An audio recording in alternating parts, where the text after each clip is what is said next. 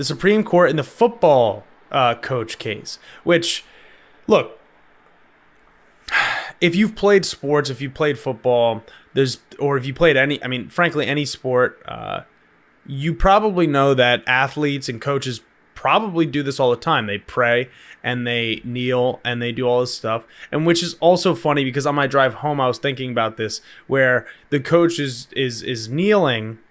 And we had Tim Tebow, which I liked Tim Tebow. I thought he was great, and I thought he was honestly... I just liked him because he could bench press a lot. I'm not gonna lie, but he would kneel during the national anthem to pray, and of course the double standard when it came to kneeling for racial justice in this country. But alas, that's just a quick point to diverge us later on, I guess. But we saw, in this case, the erosion of the separation of church and state. And I'm not trying to be hyperbolic, because there was also another case that I don't have an article to pull up, but I will talk about it. But the erosion of church and state, where on public school grounds, as a officer, functional officer and representative of the school, a coach led a group in prayer, which, okay, in isolation, is that the worst thing that we've ever heard? No. However, when you are representative of a team that is part of a public school on public ground, there you are a functional agent of the government, because the government funds the schools. And if you've also played sports, you know that coaches pick favorites, they play politics within the school, and if you don't participate in something like this that the coach led, there's nothing wrong with inspirational speeches. There's nothing wrong with getting people hyped up. There's nothing wrong with privately praying if you would like to do that, especially if you're a player, if you're a kid. But this is the clear breaking of that precedent because he is leading it, and it's coercive in the nature that if you don't participate, and don't get me wrong, I don't know this guy. There have been reports of complaints filed about being benched, about not getting equal playing time, about not being treated the same when kids didn't participate versus when they did participate in the prayer. And look, if it was just saying, let's lock arms and, whatever, do something, that's fine. But if you are specifically promoting a religion, that diverges from what is allowed and what should be allowed in public schools. Let's disconnect this for a second and just say, what if this guy wasn't a Christian? What if this guy was a Hindu or a Jewish person or a Muslim? Or let's just go to the extreme, a Satanist, or somebody that just believes in, some religion that we all know is, something that's silly and made up, but that's what they do, and that's what they lead people in, and they coerce their players into doing it. We all know, especially that last one, if it was made up, right? Like, I believe in, as Michael was making fun of me for having a guitar behind me, I believe in the 6-string God, and that's my God, is the God that shreds on the guitar, the Delpinator. And that goes into me saying, all right, well, we have to play, Thunderstruck by AC/DC and get on our knees and act like we're playing the guitar, and that's our form of worship. And if you don't do that, you're not going to get in playing time. You're not going to see the field. You're going to be treated differently. You're going to be ostracized. Obviously, that's silly, right? But it's almost the fundamental same argument. Now, legitimate religions, as I listed before, the silly one I made up, even those we know would not be treated the same thing. If we change the word God with Allah, we know that that would not be approved. We know that the Supreme Court wouldn't rule the same way. We know that if religious fundamentalism was taught from any other religion in the school or on the school grounds, it would not be acceptable by this court. But now, which, by the way, I don't want any religion. I want it to be secular in the schools. If you go to a private school, that is fine. You can teach anything you like. You can teach Catholicism, Judaism, Hinduism, Islam, whatever you like. But if you're in a public school, in a public place, you have to be secular. That doesn't mean atheist. It doesn't mean agnostic. It means secular. That is very different than forcing religious belief or non-religious belief onto people. Let people do and feel as they feel. If he wanted to, which he was offered, by the way, if he wanted to pray in private or have his own, go over to the corner and do that or whatever it is. But if you lead a thing that is coercive in religious practice, that is unacceptable. And now, also, I want to show down here in this article, it talks a bit about, stop with this ad here, or it's going to just play.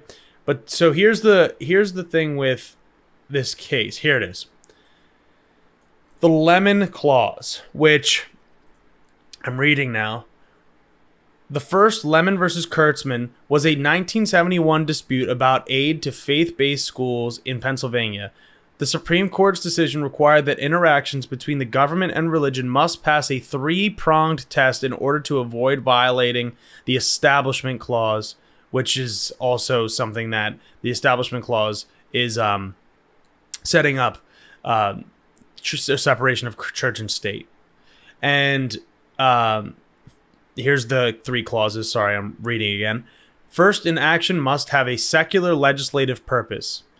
In addition, its principal or primary effect must neither advance nor inhibit religion, and it cannot result in excessive entanglement between the government and religion. So, for this case alone, we look at the first clause.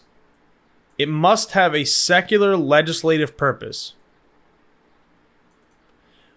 What about this case has a secular legislative purpose? It is explicitly about leading a group of people in prayer. There's nothing secular about this. And in fact, actually, if they remove the prayer from it, it would be better for what the coach was saying, an inspirational speech. So in fact, it does not pass this first prong. The second prong, the primary effect must neither advance nor inhibit religion. Well, it definitely doesn't inhibit religion, but it almost certainly advances it in the promotion of one specific religion. And we know which one that is in this case.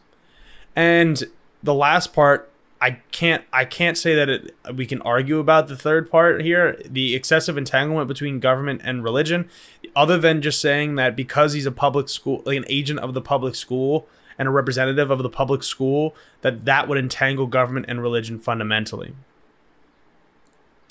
The logical consistency of where we would go from here in this type of case is that if teachers, and we will see this, we will 100% see this, if and when teachers lead prayer circles or they lead different types of prayer or religious,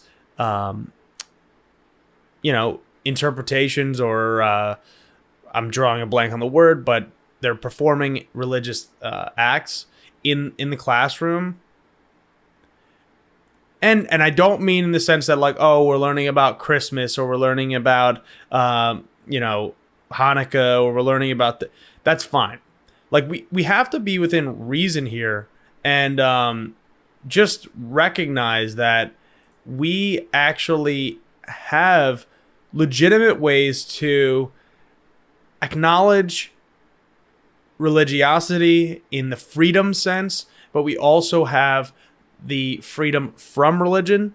So learning about religious practices is okay. Forcing them upon people is not. And we know that this is going to come up in schools where teachers are going to pray, and frankly, this is where it's going to get hairy, is that when it's not, Christianity, which is the majority of this country, will it be treated the same way? Or, which we know school boards are under attack. Just go check out the last couple episodes of the show.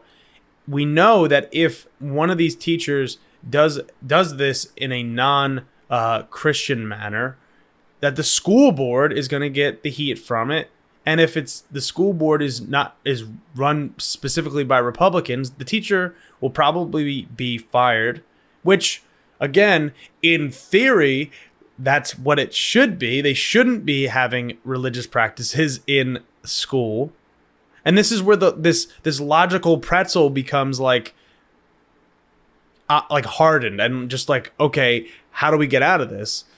Well, we had it right. Not allowing public displays and leadership of religious practices in public places is a good thing. It's okay to have the choice. It's okay to privately pray. It's okay to privately practice your religion. It's okay to practice your religion in public as long as it's not coercive to other people. I think those are all very fair, open statements that a progressive and a conservative can agree on, in theory. But no, that's eradicated in this. And then the interpretation of another case that happened that was regarding the private schools in Maine also undermines the separation of church and state, where public dollars are given to private schools because of the rural areas in Maine. They cannot actually create it, like there's not enough people to actually have a public school, so they fund kids going to private schools, in the concept that even if a school is a religious school, or like, for lack of a better word, owned or sponsored by a religious organization, that the curriculum is secular in order to receive tax dollars. Now, they undermined that in saying that you can disregard that functionally. So the erosion of church and state is going to continue, and as that leaks into public schools, as it leaks into more public areas, we are stuck dealing with it in saying, okay, we don't have a secular society anymore. We have Christian fundamentalists and frankly, Christian nationalists rising into power. We have someone like Lauren Boebert who literally said that she doesn't want separation of church and state. Republican Representative Lauren Boebert. And it's totally, it's almost completely ignored. It's absolutely crazy. It's absolutely crazy.